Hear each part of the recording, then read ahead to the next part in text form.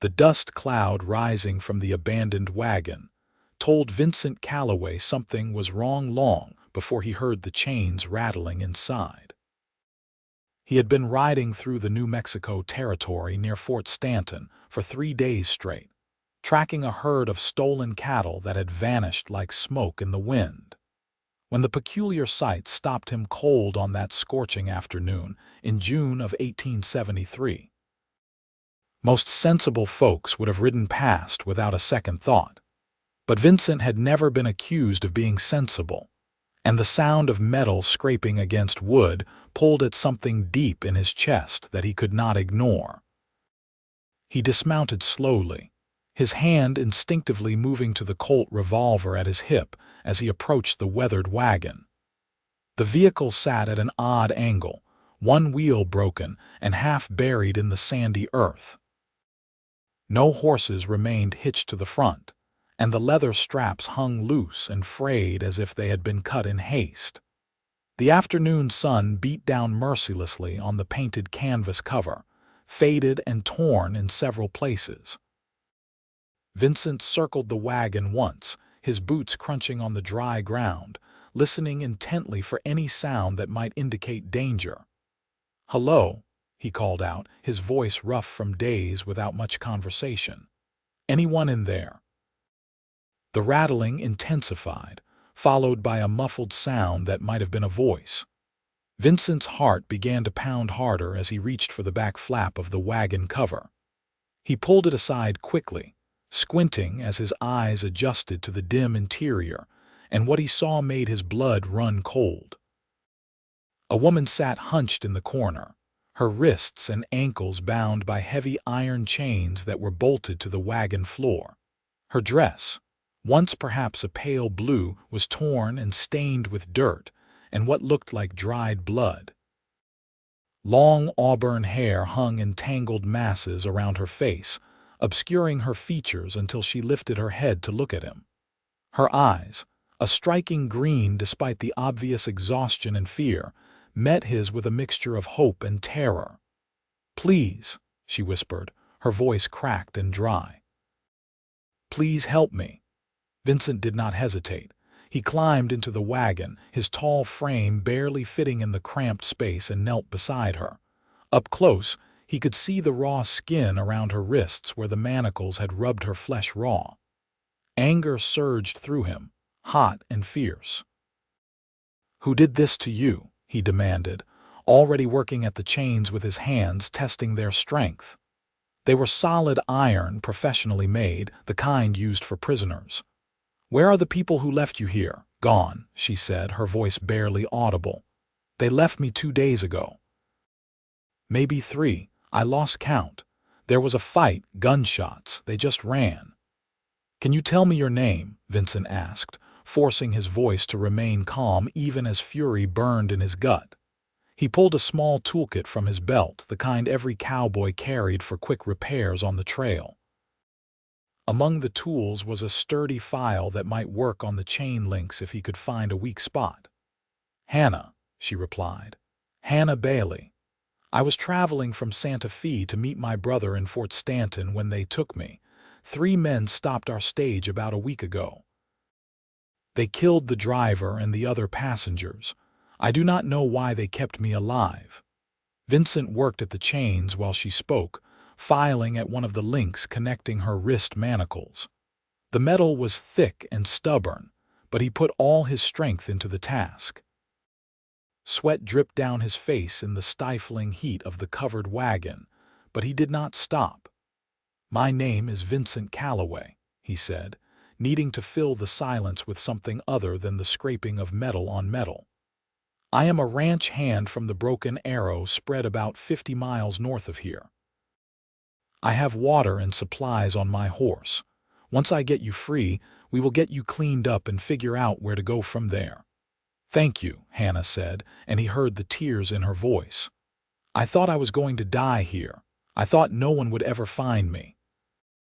"Well, I found you," Vincent said firmly. "And I am not leaving you here. That is a promise." It took him nearly an hour to file through the first chain link, his hands cramping from the repetitive motion. When the metal finally gave way with a satisfying snap, Hannah let out a sob of relief. Vincent quickly moved to her ankles, working with renewed determination. The second chain took less time, perhaps because he had found a rhythm, or perhaps because his anger at whoever had done this fueled his strength. When the last chain fell away, Hannah tried to stand, but her legs buckled immediately. Vincent caught her before she hit the wagon floor, steadying her with gentle hands. "Easy now," he said softly. "You have been sitting for days. Your legs need time to remember how to work." He helped her to the back of the wagon and then jumped down, reaching up to lift her carefully to the ground. She was lighter than he expected, clearly having gone without proper food for too long. Once she was standing on solid earth, albeit leaning heavily against the wagon for support, Vincent retrieved his canteen from his horse and offered it to her. "Small sips," he warned. "Your stomach will rebel if you drink too much too fast."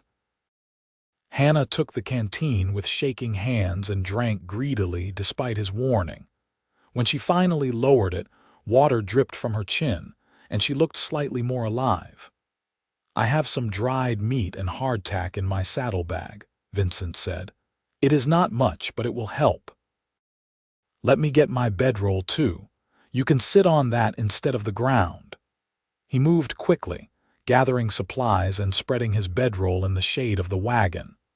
Hannah sank onto it gratefully, and Vincent handed her small pieces of jerky, watching to make sure she ate slowly. As she regained some strength, he took a better look at her in the full light of day. She was younger than he had first thought, probably around 23 or 24 years old, with delicate features that spoke of a gentler life than most frontier women knew. Her hands, despite the damage from the chains, were not calloused from hard labor. She carried herself, even in her weakened state, with a certain dignity that suggested education and refinement. "You said you were going to Fort Stanton to meet your brother?" Vincent asked, settling onto the ground nearby but keeping a respectful distance. "What is his name? I might know him. It is not a large town." "Thomas Bailey," Hannah said between small bites of food. "He runs a mercantile there. He sent for me after our parents passed away last winter. I was living with our aunt in Santa Fe, but she died too, just 2 months ago. Thomas is all the family I have left." Vincent nodded, recognition dawning. "I know Thomas. Good man. He has been in Fort Stanton about a year now. His store is doing well. He is going to be mighty relieved to see you, though he will probably want to shoot the men who did this when he hears about it." "If you do not shoot them first," Hannah said, and despite everything, there was a hint of a smile on her cracked lips. "I might at that," Vincent admitted. "Can you describe them? If they are still in the area, the law should know about them." Hannah's expression darkened. The leader was a tall man with a scar running down his left cheek. He wore a black hat with a silver band. The other two I did not see as clearly. One was short and stocky with a thick beard. The other was young, maybe 18 or 19, with yellow hair and nervous eyes. The leader called the young one Billy. Vincent committed the descriptions to memory.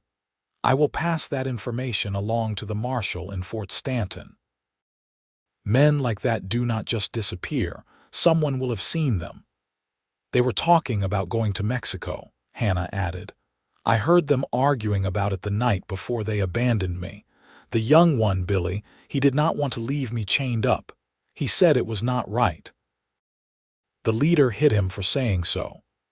"At least one of them had a conscience," Vincent muttered, "though not enough of one to actually set you free." They sat in silence for a while as Hannah continued eating and drinking. Vincent watched the horizon, alert for any signs of movement. The afternoon was waning, and he knew they needed to make a decision about what to do next. Fort Stanton was about 20 miles south, a day's ride under normal circumstances, but Hannah was in no condition to sit a horse for that long. "We will camp here tonight," he decided aloud. give you time to recover your strength. Tomorrow we will start for Fort Stanton, taking it slow. If you need to rest along the way, we rest. There is no rush." "I do not want to be a burden," Hannah protested weakly. "You are not a burden," Vincent said firmly, meeting her eyes. "You are a woman who has survived something terrible and now you need help. There is no shame in that. Besides, I was not doing anything particularly important before I found you.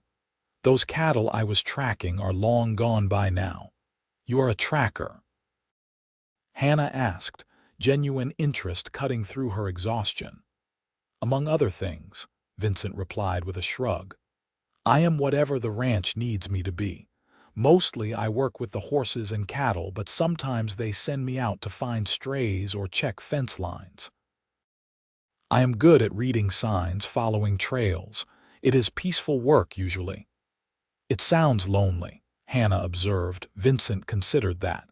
"Sometimes, but I like the quiet. Gives a man time to think, and the land out here, it has its own kind of beauty if you know how to look for it." Hannah glanced around at the harsh desert landscape, the scrub brush and rocky outcroppings, the distant mountains shimmering in the heat.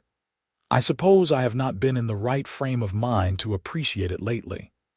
"That is understandable," Vincent said gently. "But maybe once you are settled with your brother, once you have had time to heal, you will see it differently." As the sun began its descent toward the horizon, painting the sky in shades of orange and pink, Vincent set about making camp properly. He retrieved more supplies from his saddlebags, including a second blanket and a small pot for boiling water. He built a fire at a safe distance from the wagon, using dry brush and pieces of the broken wagon wheel for fuel. The flames caught quickly in the arid air, and soon he had water heating for coffee and to clean Hannah's wounds. When the water was warm enough, he tore strips from his spare shirt to use as bandages. He approached Hannah carefully, showing her the cloth and the water.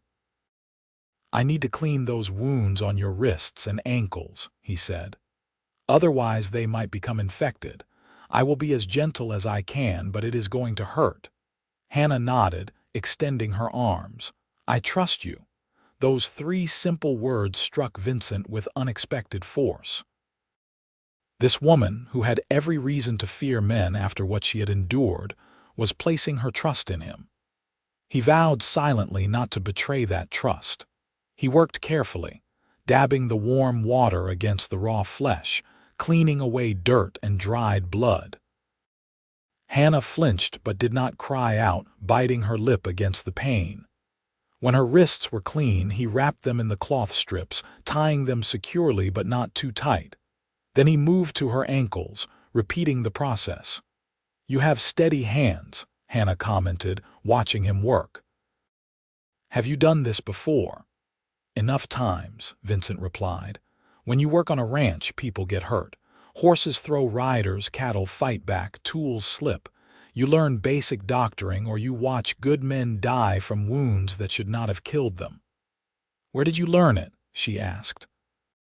"My mother, mostly," Vincent said, a distant look crossing his face. "She was the closest thing to a doctor in our town when I was growing up. People would come to our house at all hours with injuries or illness. She taught me and my brother everything she knew before she passed 10 years ago." "I am sorry for your loss," Hannah said softly. "Thank you.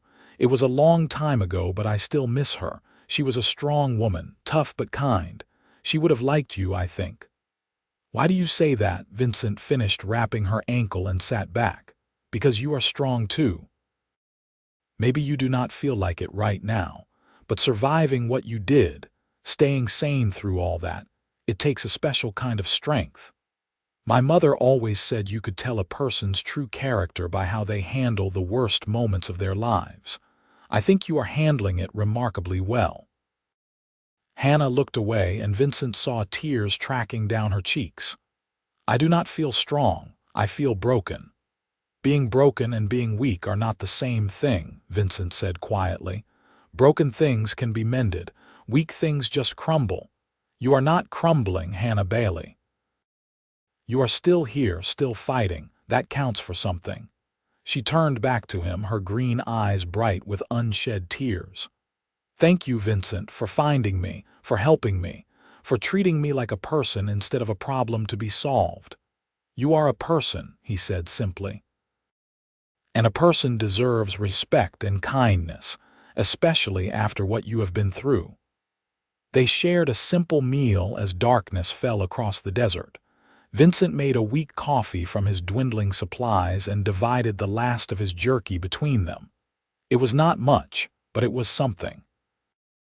Hannah ate more steadily now, her body remembering its need for sustenance. Tell me about Fort Stanton, she said after a while. What is it like? Thomas's letters were always brief, focused mostly on business matters. Vincent settled back against his saddle, gazing into the fire as he spoke. It is a small town, built up around the military fort. The fort itself has been there since the 50s, built to protect settlers from raiding parties, though things have been quieter in recent years. The town has maybe 200 permanent residents, though that number swells when the soldiers are counted. There is a main street with your brother's mercantile, a saloon, a hotel, a livery stable, and a few other businesses. The people are generally decent, the kind who help each other out when times get tough. It sounds nice, Hannah said wistfully. Smaller than Santa Fe, certainly. Much smaller, but it has its charms. The surrounding country is good for ranching if you can handle the dry seasons. The winters are mild compared to up north. And the community, well, everyone knows everyone else. That can be good or bad depending on your perspective. What do you mean? Vincent smiled slightly. Privacy is hard to come by when everyone knows your business. If you sneeze in the morning, by afternoon 3 people will have asked if you are catching a cold. But on the other hand, if you need help, you will have it before you even finish asking. I think I would like that, Hannah said thoughtfully. After living in cities most of my life, having a real community sounds appealing. They talked late into the night, the conversation flowing more easily than Vincent would have expected. Hannah told him about growing up in St. Louis before her family moved west, about her love of reading and her skill with numbers that had helped her father with his accounting work. Vincent shared stories of ranch life, of long cattle drives and the satisfaction of breaking a wild horse, of cold mornings and star-filled nights on the open range. Finally, when Hannah's eyes began to droop with exhaustion, Vincent insisted she take the bedroll and both blankets. What about you? She protested. You will be cold. I have slept under the stars more times than I can count, he assured her. I will be fine by the fire. You need the rest more than I do. Too tired to argue further, Hannah wrapped herself in the blankets and lay down near the fire. Within minutes, her breathing had evened into sleep. Vincent sat watch, feeding the fire and listening to the night sounds of the desert. Coyotes called in the distance, and somewhere an owl hooted. The stars overhead blazed with a brilliance that never failed to move him, countless points of light in the vast darkness. As he watched Hannah sleep, her face peaceful for the first time since he had found her, Vincent felt something shift in his chest. He had rescued her because it was the right thing to do, because leaving her would have been unthinkable. But now, listening to her breathe, watching the firelight play across her features, he realized that his feelings were becoming more complicated than simple compassion. He shook his head, trying to dismiss the thought. She had been through trauma and needed help, not romantic complications. Besides, once they reached Fort Stanton and she was reunited with her brother, she would have no need of a simple cowboy. She would build a new life, and he would return to the ranch. That was how it should be. Yet even as he told himself this, Vincent could not quite convince his heart to listen. The next morning dawned clear and hot. the sun rising like a furnace over the desert. Vincent woke Hannah gently, and they shared a meager breakfast of the last hardtack biscuits softened in water. Hannah looked better after a night's rest, some color returning to her face, though she still moved stiffly and slowly. "How do you feel?" Vincent asked as he saddled his horse, a sturdy bay gelding named Dusty. "Sore," Hannah admitted, "but better than yesterday. I think I can ride if we go slowly." "We will go as slowly as you need," Vincent promised. "Dusty is gentle and sure-footed. He will take care of you." He helped Hannah mount the horse, noting how she winced as she swung her leg over the saddle. The chains had left her muscles cramped and weak. Vincent himself would walk, leading Dusty by the reins and setting a pace that would not jar Hannah too much. "You are going to walk 20 miles. Hannah protested. "That is absurd. You should ride and I can walk for a while." "You can barely stand," Vincent pointed out reasonably. "Besides, I am used to walking. I do it all the time on the ranch. Save your strength for healing." They set off south toward Fort Stanton, following a well-worn trail that traders and travelers had used for decades. The morning passed slowly, the heat building with each hour. Vincent called frequent stops to let Hannah rest and drink water, concerned about the toll the sun was taking on her weakened body. He had fashioned a makeshift bonnet from a piece of cloth to protect her face, but there was little he could do about the oppressive temperature. Around midday, as they paused in the shade of a rocky outcropping, Hannah spoke up hesitantly. "Can I ask you something personal, Vincent?" "You can ask," he replied, offering her the canteen. "Whether I answer depends on the question." "Why do you do this?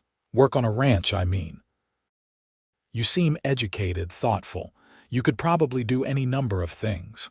Why choose such hard, lonely work?" Vincent leaned against the rock, considering his answer. "I suppose because it is honest work. When you break a horse, you have accomplished something real. When you help deliver a calf, you have added something to the world. There is a satisfaction in that, in working with your hands and seeing the results. As for the lonely part, well, I have never been very good with people. Animals make more sense to me. They are honest about what they want and need. Humans complicate things. Am I complicating things?" Hannah asked with a slight smile. "Yes," Vincent said bluntly, then softened his words with a smile of his own. "But in a good way, I think, or at least in a way that feels right." "What do you mean?"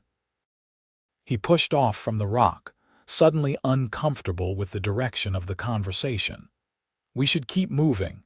We still have a long way to go."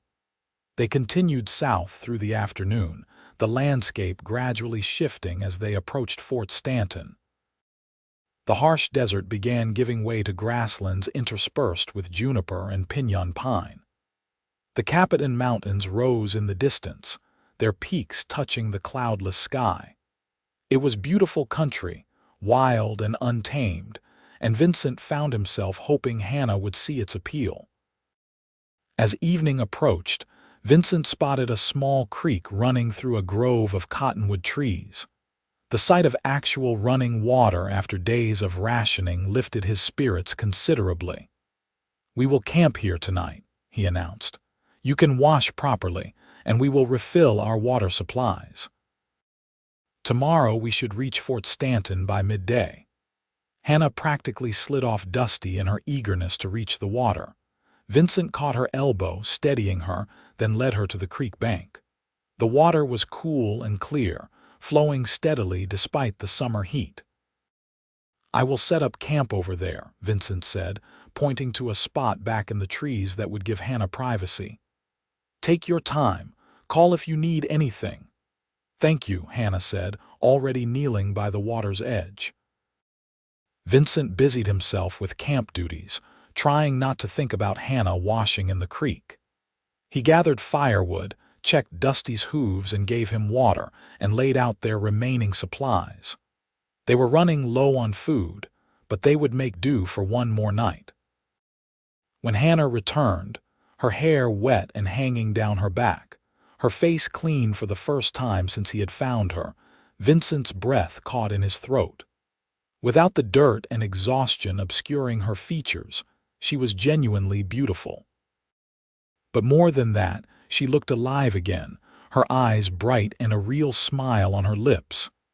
"That felt wonderful," she said, settling by the fire he had started. "I cannot remember the last time something felt so good." "Clean water is a gift not to be taken for granted out here," Vincent agreed, trying to keep his voice steady. "Once we reach Fort Stanton, you can have a proper bath at the hotel. Your brother will probably insist on it." "I hope he has not been too worried," Hannah said, her smile fading. "I was supposed to arrive nearly 2 weeks ago. He must think the worst." "Thomas is a practical man," Vincent said. "He will have reported you missing, and the army will have sent out patrols to look for the stage. Finding you alive will be the best news he could receive." They shared another simple meal, and as darkness fell, the conversation turned more personal again. Hannah asked about Vincent's family, and he told her about his younger brother Samuel, who had gone east to study law, and his father who had died in the war when Vincent was just 16. "That must have been hard," Hannah said sympathetically. "Losing your father so young." "It was, but it also made me grow up fast. I had to become the man of the house, help support my mother and brother. The ranch hired me on when I was 17, and I have been there ever since. 11 years now. Do you ever regret not doing something else with your life?" Hannah asked. Vincent thought about it. "Sometimes I wonder what it would have been like to have more education, to see more of the world.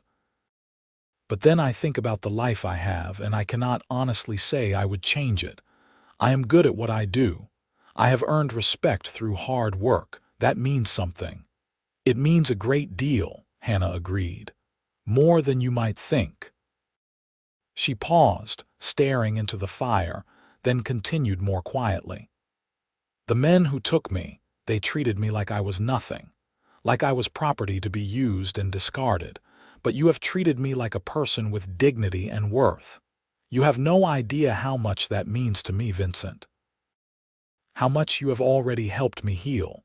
Vincent felt heat rise in his face that had nothing to do with the fire. "I only did what anyone decent would do." "No," Hannah said firmly, meeting his eyes. "Most men would not have stopped. Or if they had, they might have taken advantage of the situation. You have been nothing but respectful and kind. That is not as common as you seem to think." They sat in companionable silence after that, both lost in their own thoughts. Eventually, Hannah lay down to sleep, and once again Vincent kept watch through the night. But this time his mind was full of the woman sleeping nearby, of the strength she had shown, of the connection that seemed to be growing between them with each passing hour. The next morning brought their final push toward Fort Stanton. Hannah seemed stronger, sitting straighter in the saddle, and they made good time despite the increasing heat. Around 11 o'clock, the town came into view, its buildings clustered around the military fort like chicks around a hen. As they approached, people began to notice them. A woman hanging laundry stopped to stare. A group of soldiers drilling in the fort courtyard paused their exercises. Word seemed to spread through the town like wildfire, and by the time Vincent led Dusty down the main street, a crowd had gathered. "Hannah," a man's voice called out, disbelieving and hopeful at once. "Hannah!" Thomas Bailey pushed through the crowd, his face a mixture of joy and shock. He was a tall man in his late 20s with the same auburn hair as his sister, dressed in the neat clothes of a successful merchant. He reached up to help Hannah down from the horse, then pulled her into a fierce embrace. "I thought you were dead," Thomas said, his voice breaking. "When the stage did not arrive, when they found it burned with bodies, I thought I had lost you too." "I am alive," Hannah said, clinging to her brother. "Thanks to Vincent." Thomas turned to Vincent, his eyes red with unshed tears. "You found her. You brought her back." "I did what anyone would do," Vincent said uncomfortably, aware of all the eyes on him. "No," Thomas said firmly, releasing his sister but keeping one arm around her shoulders. "You did what a good man would do. I owe you a debt I can never repay." "You do not owe me anything," Vincent protested. "I am just glad I found her in time." The crowd pressed closer, everyone talking at once, asking questions. Hannah looked overwhelmed, and Vincent saw her sway slightly on her feet.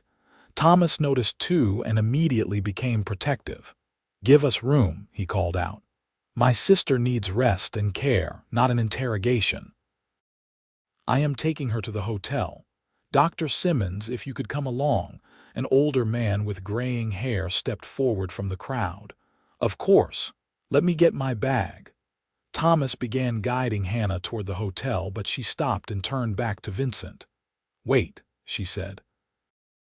"Vincent, where are you going?" "Back to the ranch, I suppose," Vincent said, feeling suddenly adrift. His purpose for the last 2 days had been getting Hannah to safety. Now that she was safe, he did not know what to do with himself. "Please do not leave yet," Hannah said, and there was something in her voice that made Vincent's heart skip. "I would like to thank you properly. Once I am settled and rested." "I will be around," Vincent assured her. "You know where to find me if you need anything." Thomas clapped Vincent on the shoulder. "Come by the Mercantile tomorrow. We need to talk properly, and I want to make sure you are properly compensated for your trouble." "That is not necessary," Vincent began, but Thomas cut him off. "It is necessary to me. Tomorrow, I insist." Then they were gone, Hannah leaning heavily on her brother as they made their way to the hotel with Dr. Simmons following close behind. The crowd began to disperse, though Vincent could hear the buzz of excited conversation as people discussed what had happened. Vincent stood alone in the middle of the street, feeling oddly hollow now that his task was complete. He should feel satisfied, proud even, but instead he just felt empty. He led Dusty to the livery stable, arranged for the horse to be fed and watered, then made his way to the saloon.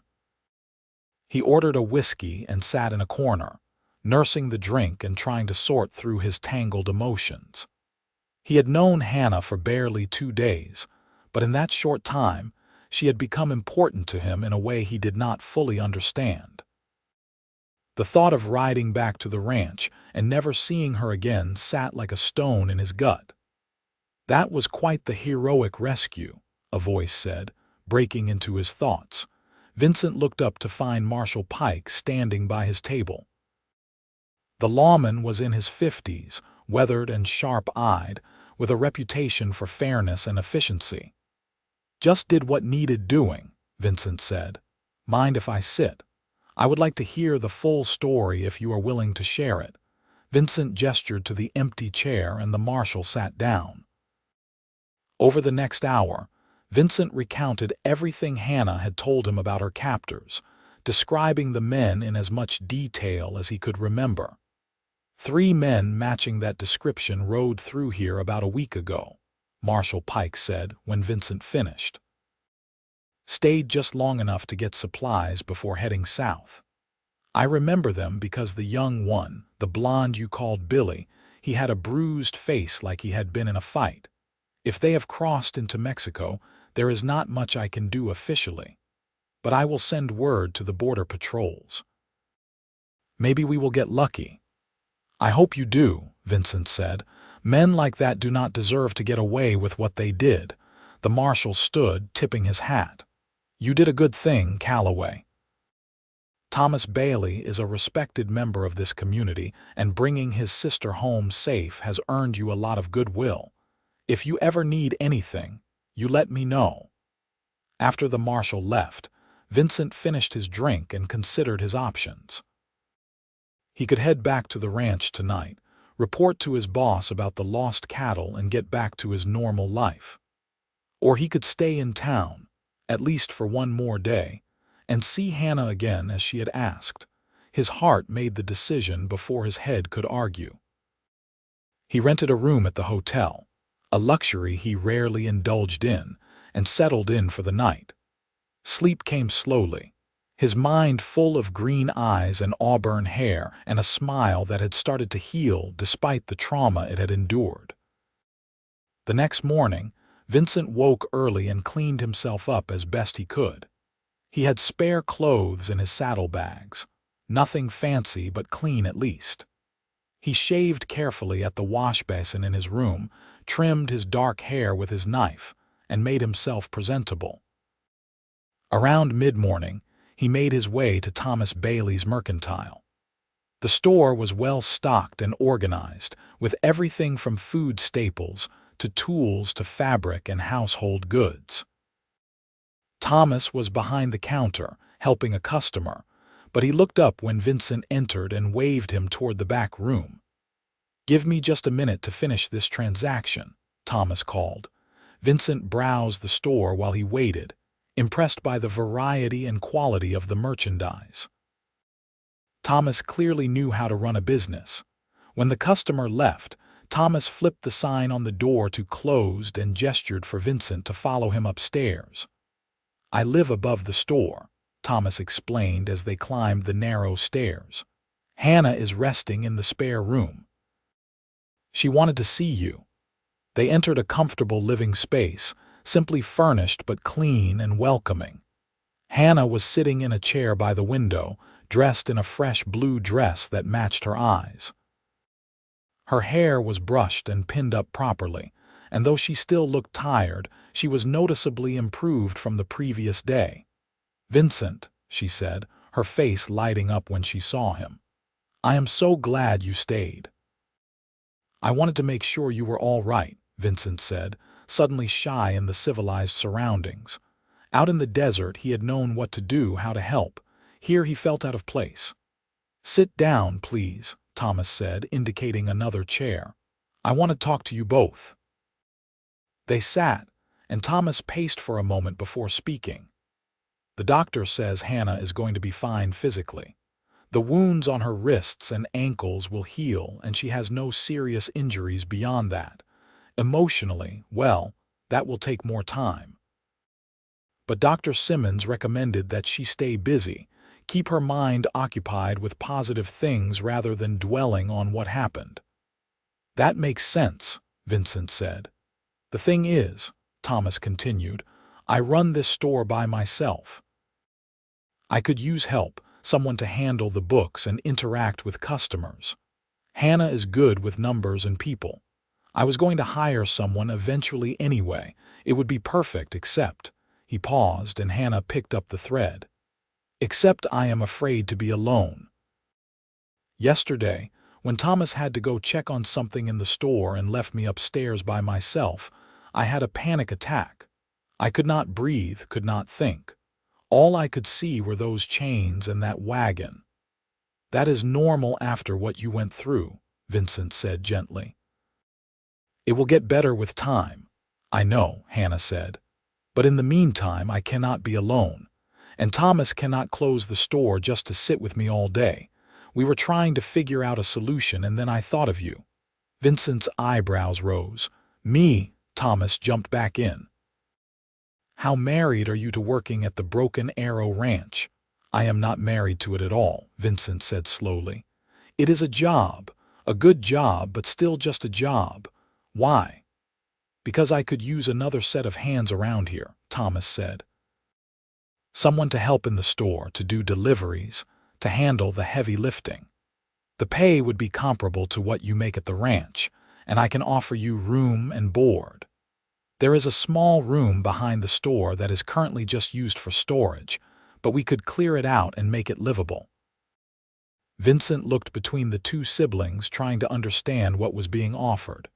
"You want to hire me to work in your store?" "Yes," Thomas said.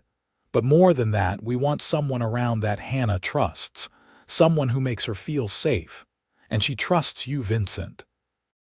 She told me this morning that you are the only person besides me who does not make her anxious right now." Vincent looked at Hannah, who met his gaze steadily. "It is true. I know we have only known each other for a short time, but you saved my life. You treated me with kindness and respect when I desperately needed both. Having you nearby would help me feel secure enough to start rebuilding my life. If you are willing, of course. I know we are asking a lot. Vincent's mind raced. Leave the ranch where he had worked for 11 years. Change his entire life for a woman he barely knew.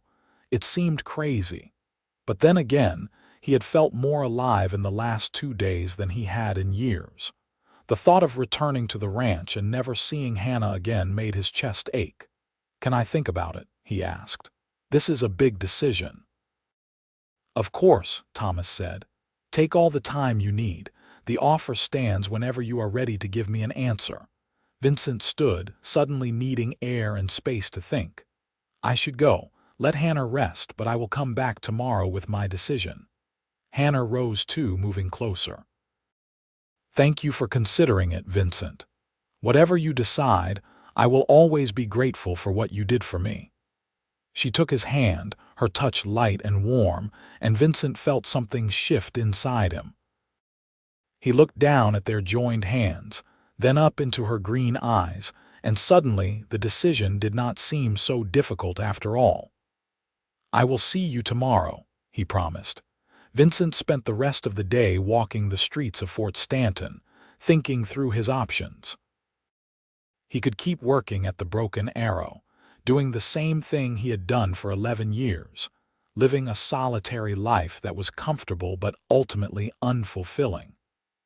Or he could take a chance on something new, something that scared him but also excited him in equal measure. By evening, he had made up his mind. He rode out to the Broken Arrow Ranch, arriving after dark. His boss, Jim Crawford, was in the main house going over accounts when Vincent knocked. "Calloway," Crawford said, looking up in surprise. "I was not expecting you back for a few more days." "Did you find those strays?" "No, sir," Vincent admitted, "but I found something more important." He told Crawford the abbreviated version of events, leaving out most of the emotional details. When he finished, Crawford leaned back in his chair and studied Vincent with shrewd eyes. "You are going to quit," Crawford said. It was not a question. "Yes, sir. I am giving you 2 weeks' notice if you want it, but Thomas Bailey has offered me a job in town and I am going to take it." Crawford was quiet for a long moment, then nodded slowly. "I cannot say I am surprised. You have been a good worker, Vincent, one of the best I have ever had. But I have always sensed that ranch life was not your true calling. You did it well, but your heart was never fully in it. Maybe this new opportunity will be a better fit." "Maybe," Vincent agreed. "I will give you a week to finish up your current duties and train your replacement," Crawford said. "After that, you are free to go with my blessing. And Vincent, I hope it works out for you. You deserve some happiness." Vincent rode back to Fort Stanton feeling lighter than he had in years. The next morning, he went to the Mercantile as soon as it opened. Thomas looked up hopefully when he entered. "I accept your offer," Vincent said without preamble. "I need a week to wrap things up at the ranch, but after that, I am yours." Thomas's face split into a wide grin, and he came around the counter to shake Vincent's hand vigorously. "That is wonderful news. I will get started clearing out that back room today. Is Hannah awake? I would like to tell her myself." "She is upstairs. Go on up." Vincent climbed the stairs and knocked softly on the door. Hannah opened it, still in her nightdress with a shawl wrapped around her shoulders. Her face lit up when she saw him. "Vincent, is everything all right?" "Everything is fine. I just wanted you to know that I talked to Thomas. I am going to take the job.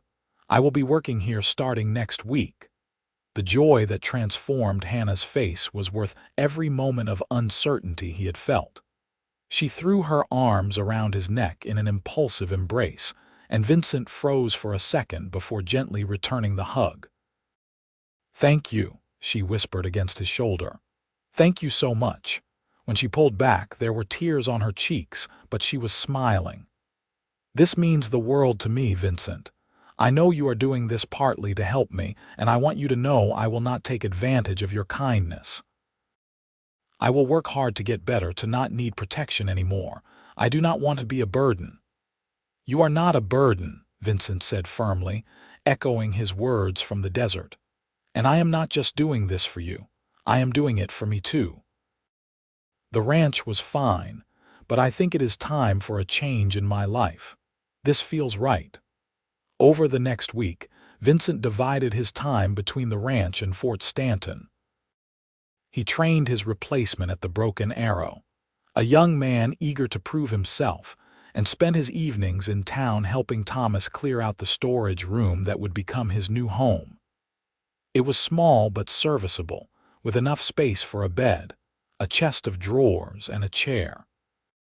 Thomas even installed a small stove so Vincent could heat the room in winter. Hannah helped when she could, though Vincent and Thomas both tried to keep her from overexerting herself. She was clearly still recovering, sometimes getting lost in dark thoughts or flinching at sudden noises. But she also showed remarkable resilience, forcing herself to face her fears rather than hiding from them. One evening, as Vincent was arranging his few possessions in his new room, Hannah appeared in the doorway with a cup of coffee. "I thought you might need this," she said. "Thank you." Vincent accepted the cup gratefully. "You did not have to trouble yourself. It is no trouble. Besides, I wanted to talk to you." She settled onto the chair, her expression serious. "I have been thinking about what happens next, about my role here." "Your role?" "Thomas wants me to help in the store, and I want to do that. I am good with numbers and organizing things, but I also do not want you to feel like you have to be my personal guard. That would not be fair to you or to Thomas." Vincent sat on the edge of his narrow bed, considering his words carefully. "Hannah, I am here because I want to be. Yes, I want to help you feel safe, but I also genuinely want this job.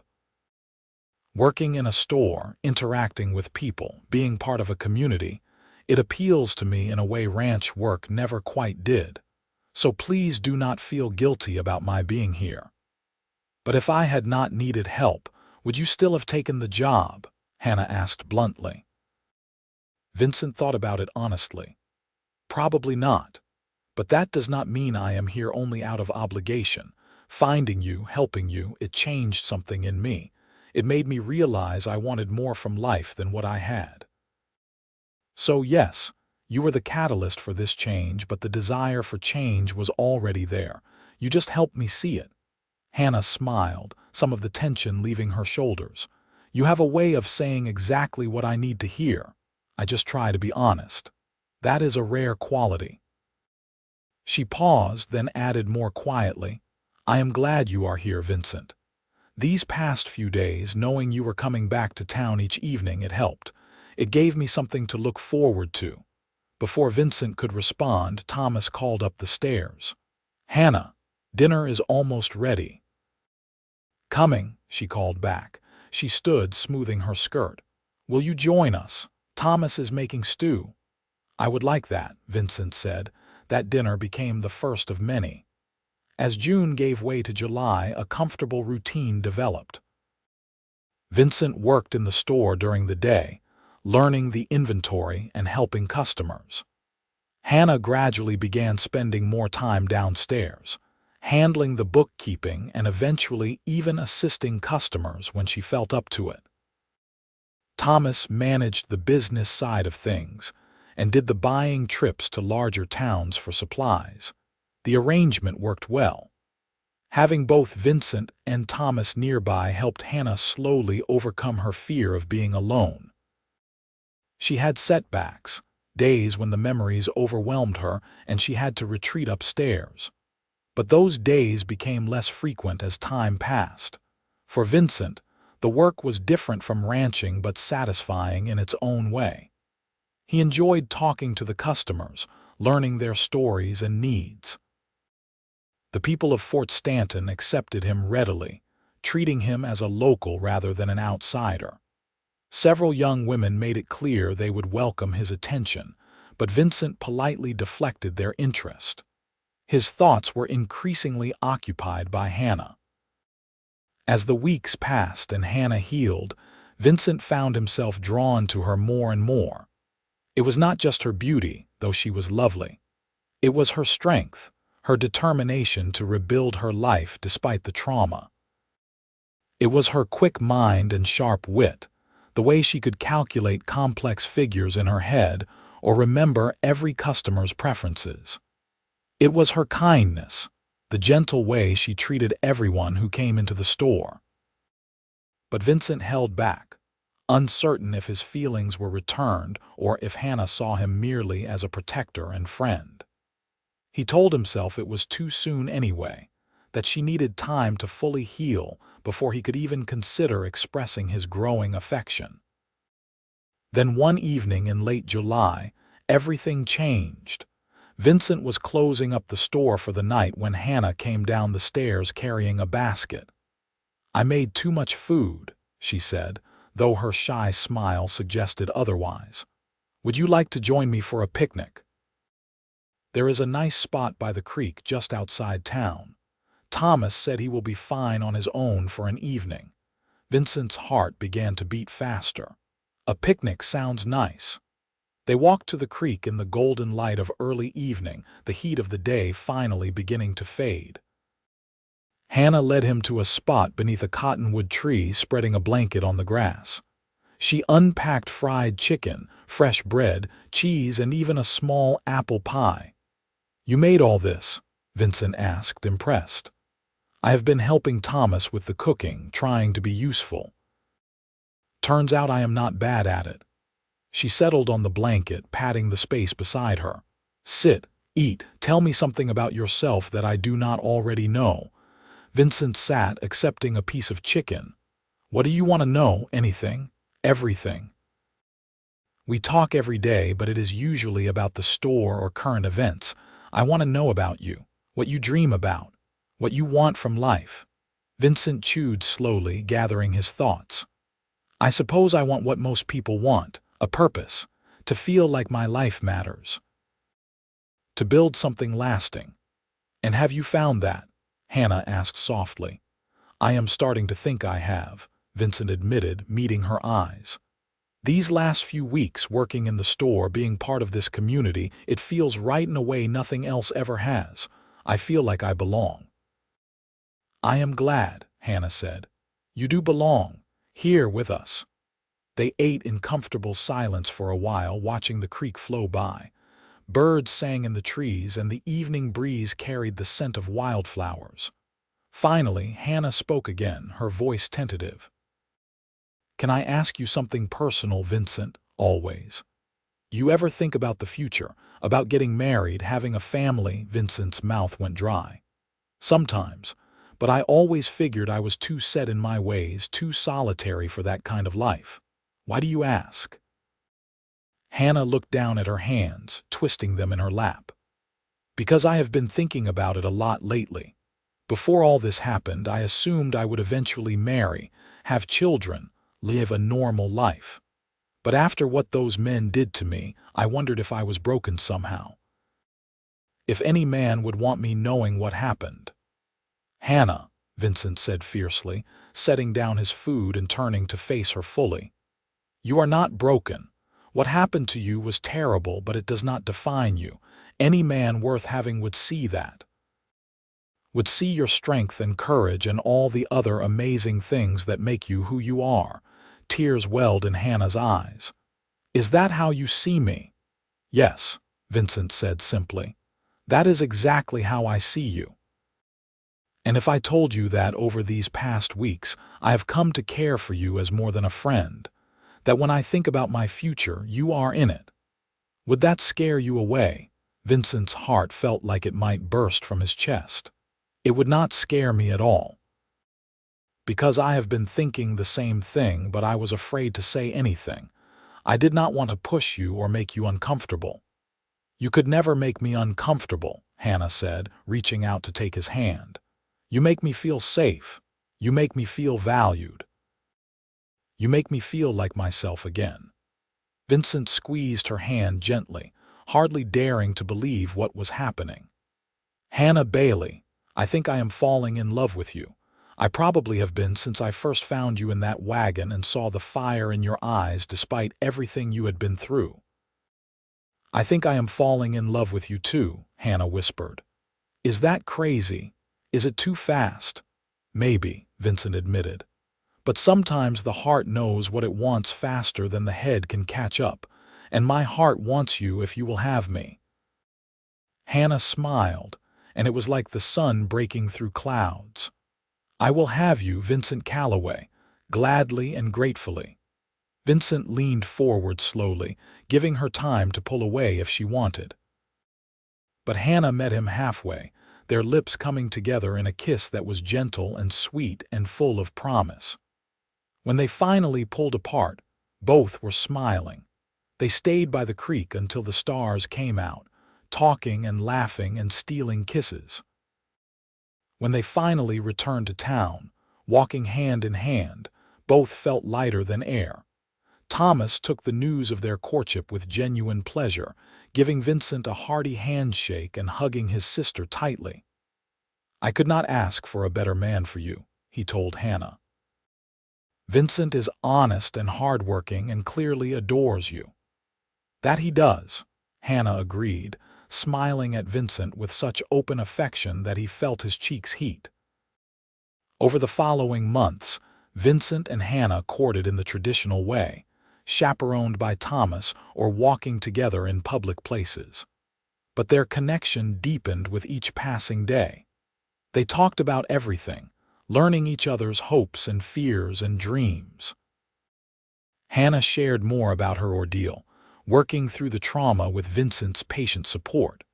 Vincent opened up about his own past, about the loneliness that had defined so much of his life before her. By October, when the leaves on the cottonwoods turned gold and the air carried the first hints of winter, Vincent knew with absolute certainty that Hannah was the woman he wanted to spend his life with. He began saving every extra penny he earned, planning for their future. On a crisp November evening, Vincent asked Thomas for Hannah's hand in marriage. Thomas gave his blessing enthusiastically, though he insisted on one condition. "Take care of her," he said seriously. "She has been through more than anyone should have to endure. Promise me you will always put her happiness first." "I promise," Vincent said solemnly. "I love her, Thomas. I will spend the rest of my life making sure she knows it. Then you have my blessing and my gratitude." Vincent planned his proposal carefully. He took Hannah back to the creek where they had first confessed their feelings, timing it for sunset when the light turned everything golden. He had asked the blacksmith to make a simple silver ring, nothing fancy but well-made and lasting. "Hannah," he said as they sat on their special spot beneath the cottonwood tree, "I know we have only known each other for 5 months. In some ways that is not very long, but in other ways it feels like I have known you forever. You have changed my life in ways I never imagined possible. You have given me purpose and joy and a reason to look forward to each new day. I love you with everything I am, and I want to spend the rest of my life proving that to you every single day." He pulled out the ring, dropping to one knee on the grass. "Hannah Bailey, will you marry me?" Hannah's eyes filled with tears, but she was smiling broadly. "Yes. Yes, Vincent, I will marry you. I love you so much." Vincent slipped the ring onto her finger, then pulled her into his arms, kissing her deeply. When they finally pulled apart, both laughing with joy, the sun had set and the first stars were appearing in the darkening sky. They were married 2 weeks later in a simple ceremony at the small church in Fort Stanton. Hannah wore a cream-colored dress that Thomas had ordered special from Santa Fe, and Vincent wore his best suit, borrowed from Thomas and altered to fit. The whole town turned out for the celebration, bringing food and gifts and well wishes. Marshall Pike gave a speech about how Vincent's heroism had brought the couple together, calling it proof that good things come to those who do right by others. Dr. Simmons toasted the bride's health and happiness. Thomas cried openly as he gave his sister away, telling Vincent he was gaining a brother in truth as well as in law. But for Vincent, the only thing that mattered was Hannah standing beside him, her hand in his, her eyes shining with love as they promised to spend their lives together. When the preacher finally said he could kiss his bride, Vincent did so with a joy that felt like it might lift him off the ground.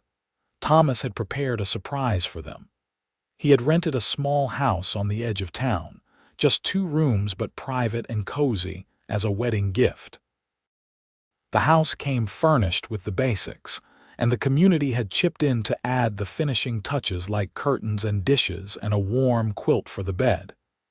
"It is yours for as long as you want it," Thomas told them after the reception. "You will still work in the store, of course, but you should have your own space. Every married couple needs that." Hannah hugged her brother tightly. "Thank you, Thomas, for everything. You have given me so much." "You have given me more," Thomas said. "Having you here, alive and happy, is all I ever wanted." Vincent and Hannah moved into their little house that very night, and despite its small size, it felt like a palace. They spent their first night as husband and wife talking and laughing, and exploring their new intimacy with tenderness and care. Vincent was patient and gentle, always mindful of Hannah's past trauma, and she responded with growing confidence and passion. The first year of their marriage was not without challenges. Hannah still had nightmares sometimes, waking in the dark convinced she was back in that wagon. But Vincent was always there, holding her and reminding her she was safe until the fear passed. They learned each other's rhythms and quirks, how to fight fair when disagreements arose, how to support each other through difficult days. Vincent continued working in the mercantile, and he discovered he had a real aptitude for business. Under his management, the delivery side of the operation expanded significantly. He negotiated contracts with several of the outlying ranches to supply them regularly, which increased profits substantially. Thomas made him a partner in the business, recognizing his contributions. Hannah handled the bookkeeping and gradually took over more of the customer service as her confidence returned. The women of Fort Stanton grew to love her for her warmth and good humor, and the men respected her sharp mind and fair dealing. Together, the Bailey Mercantile became the most successful business in town. In the spring of 1874, Hannah discovered she was expecting their first child. Vincent received the news with a mixture of joy and terror, suddenly aware of all the things that could go wrong. But Hannah was healthy and strong, and Dr. Simmons assured them both that he saw no reason to expect complications. "You survived being chained in a wagon for days in the desert heat," the doctor told Hannah with a smile. "I think you can handle childbirth just fine." Vincent hovered over Hannah throughout the pregnancy, driving her half mad with his protectiveness. She bore it with good humor, understanding that his concern came from love. Thomas was equally excited about becoming an uncle, already planning ways to spoil his future niece or nephew. In December, as the first snow of winter fell outside their little house, Hannah went into labor. The delivery was long and difficult, and Vincent paced outside the bedroom where Dr. Simmons and several of the town women attended Hannah. Every cry of pain from behind the closed door felt like a knife to his heart.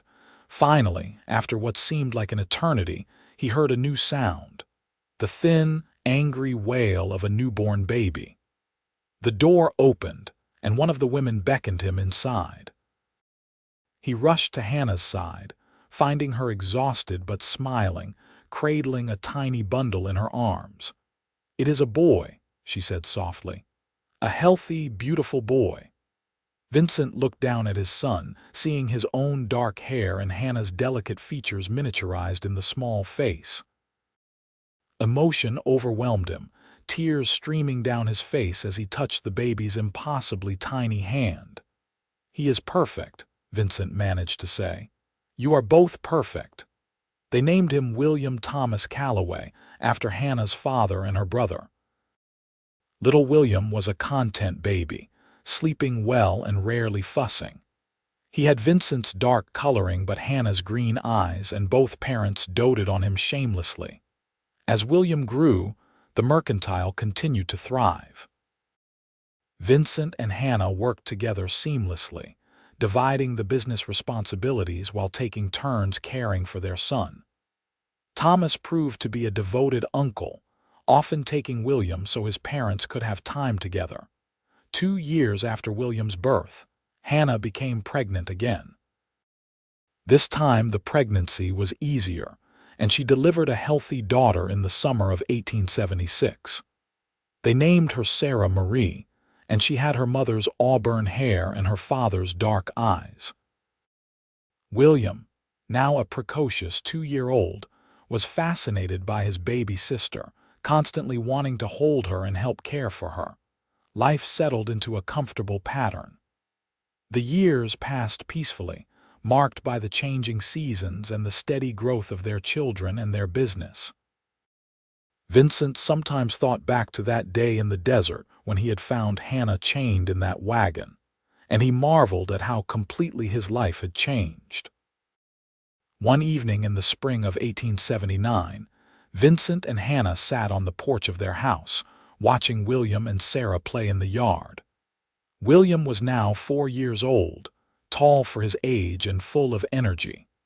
Sarah was nearly 3, quieter than her brother but equally clever. A third child, a boy they had named James, slept peacefully in Hannah's arms. He was only 3 months old, a surprise baby who had come along just when they thought their family was complete. "Are you happy?" Hannah asked, leaning against Vincent's shoulder. "More than I ever thought possible," Vincent said honestly. "Sometimes I still cannot believe this is my life, that you are my wife, that these are my children. It feels like a dream." "It is real," Hannah assured him, "and it is only going to get better. Thomas told me today that he wants to open a second store in Lincoln. He wants you to manage it." Vincent looked at her in surprise. "Really? That is a big responsibility. You can handle it. You have turned the mercantile into the most profitable business in Fort Stanton." "Thomas trusts you completely, and it would mean more money for our family." "What do you think? Would you be willing to move to Lincoln?" Hannah considered. "Not yet. The children are still young and I like it here, but maybe in a few years when they are older. For now, you could ride over once a week to check on things. Thomas could handle the day-to-day at the new store until we are ready to relocate." They discussed the possibility long into the evening, planning and dreaming about the future. But no matter where life took them, Vincent knew that as long as he had Hannah by his side, he would be happy. As the years continued to pass, the Calloway family grew and prospered. William showed an early aptitude for numbers like his mother, while Sarah inherited her father's love of horses and the outdoors. James proved to be the most social of the three, charming everyone he met with his ready smile and easy manner. In 1881, Vincent and Hannah finally made the move to Lincoln, where Vincent took over full management of the Second Bailey Mercantile. The larger town offered more opportunities for their children's education, and the business thrived under Vincent's careful management. Thomas remained in Fort Stanton, running the original store, but the brothers-in-law visited frequently and continued to be close friends as well as business partners. Hannah became involved in the community, helping establish a school and a library in Lincoln. She never forgot her own trauma and worked quietly to help other women who had suffered violence or abuse, offering them employment at the store and a safe place to turn when they needed support. Vincent supported her charitable work fully, proud of the compassionate woman his wife had become. Their children grew into fine young people. William attended university in the East, studying business and law. Sarah surprised everyone by becoming a teacher, dedicated to educating the next generation of frontier children. James followed his father into the mercantile business, showing the same natural aptitude that had made Vincent so successful. On a warm evening in June of 1893, exactly 20 years after Vincent had found Hannah in that wagon, the couple sat on the porch of their comfortable home in Lincoln. Their hair was streaked with gray now, their faces lined with the marks of time, but their love had only deepened over the years. 20 years, Hannah said softly, her hand in Vincent's. Can you believe it has been 20 years since you saved my life? I would do it again in a heartbeat, Vincent said. Finding you that day was the best thing that ever happened to me. You changed everything, Hannah. You gave me a purpose, a family, a life worth living. We gave that to each other, Hannah corrected gently. You saved my life, but I like to think I saved yours too in a different way. We were both lost before we found each other. Now look at us. 3 wonderful children, a successful business, a real home. We built this together. Vincent lifted her hand to his lips, kissing it tenderly. I love you, Hannah Calloway. I have loved you from the moment I saw the strength in your eyes despite your chains. I will love you until my last breath and beyond. And I love you, Vincent, my hero, my husband, my heart. They sat together as the sun set over Lincoln, painting the sky in shades of gold and pink and purple.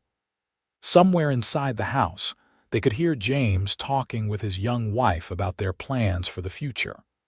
Letters from William and Sarah sat on the table, full of news and love. Grandchildren would come soon. Vincent thought with satisfaction, and the cycle would continue. The frontier that had once been so wild and dangerous had been tamed over the years, but Vincent and Hannah had built their life in it nonetheless. They had faced hardships and triumphs, sorrow and joy, always together. The story that had begun with chains and fear had become one of love and family and enduring commitment. As darkness fell and the stars began to appear, Vincent and Hannah went inside to the home they had built together. Behind them, the door closed on another day of their shared life, but ahead lay countless more. Their love story, born in violence but nurtured with care and devotion, had blossomed into something beautiful and lasting. Years later, when Vincent was an old man of 75 and Hannah was 72, they celebrated their 50th wedding anniversary surrounded by their children, grandchildren, and even a few great-grandchildren. The celebration was held at the original Bailey Mercantile in Fort Stanton, now run by James's eldest son, but still bearing the family name. Marshall Pike, now long retired but still sharp as ever at 87, stood to offer a toast. 50 years ago, I met a young cowboy who had done something remarkable. He had saved a woman's life not because he expected reward or recognition, but simply because it was right. That same man then proceeded to build a life and a family that has been a credit to this community ever since. Vincent and Hannah Calloway, you have shown us all what true love looks like. May you have many more years together. The room erupted in applause and cheers. Vincent stood slowly, his joints protesting but his spirit strong, and pulled Hannah to her feet beside him. She leaned on him and he on her, the way they had supported each other for 5 decades. Thank you all for being here, Vincent said, his voice still steady despite his age. Hannah and I have been blessed beyond measure. We have known love and loss, triumph and trial, but through it all, we have had each other. That has made all the difference. If I could go back and change one thing about my life, I would not. Every moment, good and bad, led me to the woman I love and the family we built together. That is worth everything. Hannah squeezed his hand, tears streaming down her wrinkled cheeks. "I thought my life was over when those men chained me in that wagon, but instead it was just beginning. Vincent gave me not just life, but a reason to live. He gave me hope when I had none, strength when I was weak, and love when I most needed it. I thank God every day for leading him to me. Our story could have ended in tragedy. Instead, it became the greatest love story I know." As the party continued around them, Vincent and Hannah slipped outside for a moment of quiet. They walked slowly to the creek where they had first confessed their love so many years ago. The cottonwood tree still stood, older and more gnarled but still strong. "You remember?" Hannah asked softly. "I remember everything," Vincent said. "Every moment, every word, every touch. You have been the greatest gift of my life, Hannah, and you have been mine." They stood together in the gathering dusk, two old people who had loved each other through everything life could throw at them. Behind them lay 50 years of shared memories. Before them, whatever time they had left would be spent together, just as it always had been. The chains that had once bound Hannah had been broken long ago by a cowboy with a kind heart and steady hands. In their place, she and Vincent had forged bonds of love that no force on earth could break. Their story, which had shocked the frontier when it began, had become a legend of enduring love that inspired everyone who knew it.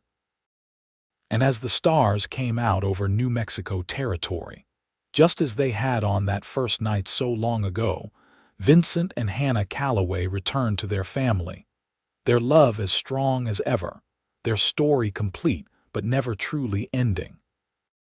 For love like theirs transcends time, living on in the children and grandchildren who carry their legacy forward, a testament to the power of compassion, courage, and commitment.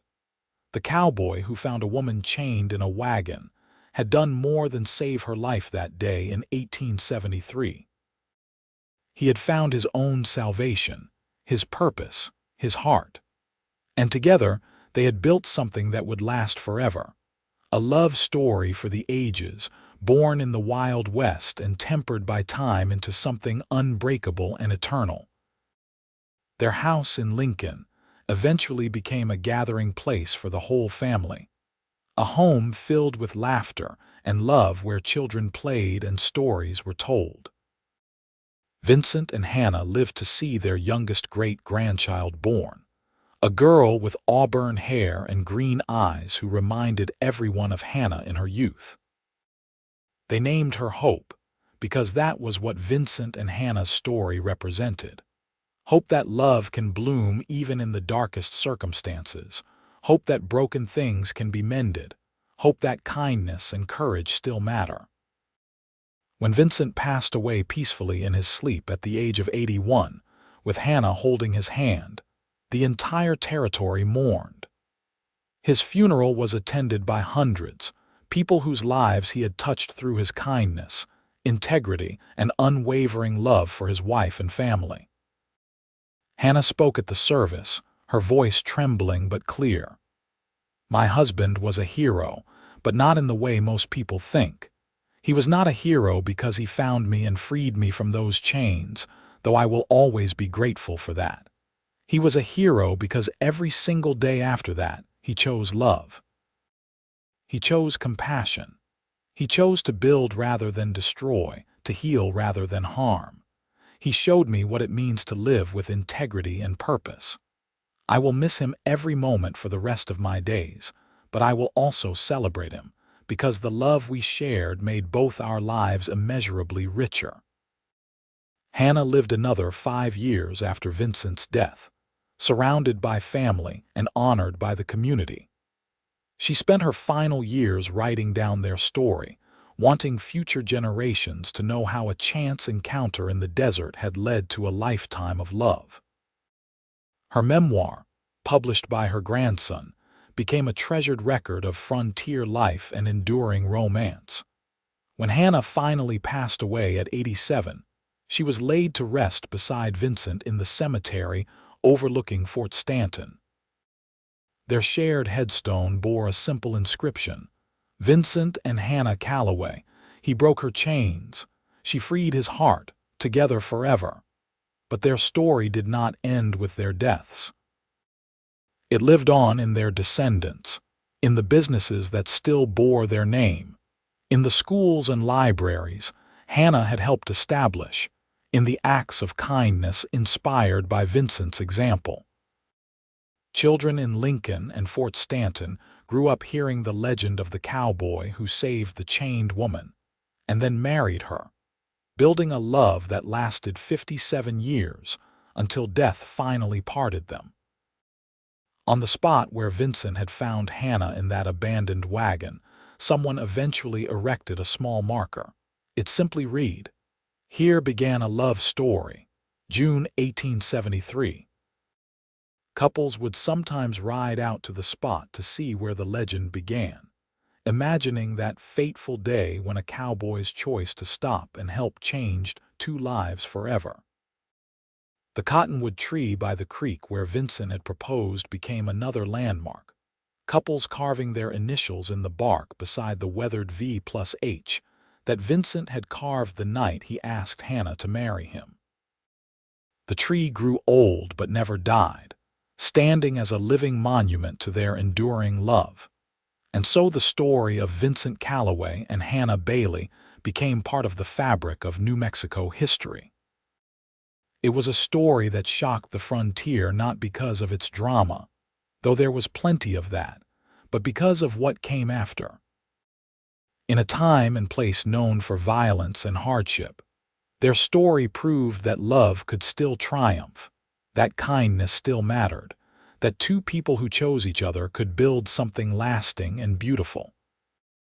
The chains that bound Hannah that terrible day in the desert had been broken by Vincent's determination and compassion. But the bonds they forged together through choice and commitment and unwavering love proved unbreakable. Their story, passed down through generations, became a reminder that even in the darkest moments hope exists. That rescue can come from unexpected places. That love, when nurtured with care and respect, can overcome any obstacle. Vincent and Hannah Calloway's legacy was not just the successful businesses they built or the family they raised, though both were impressive. Their true legacy was the example they set. That heroism is not just about dramatic rescue, but about the daily choice to love well. That healing is possible with patience and support. That two broken people can make each other whole. That a chance encounter can become a lifetime of devotion. And somewhere, in the eternal place where souls reunite, a cowboy and a woman he once found in chains were together again, their love story continuing beyond death itself, forever and always, just as it had begun on that fateful June day in 1873 when Vincent Calloway did what shocked the frontier. He stopped, he cared, he saved, and in doing so, he found everything he had ever needed.